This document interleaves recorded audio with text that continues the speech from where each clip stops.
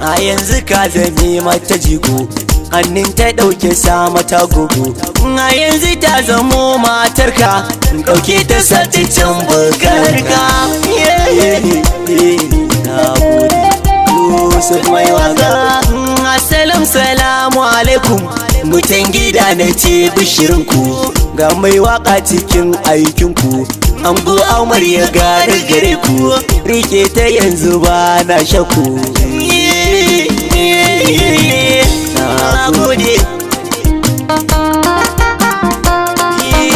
Taka amaryatu taka, juya amaryatu ki juya. Ranar bikin ku ce ba shakka, murna farin ciki fala fuska, da ragamar ki yau ya ɗauka.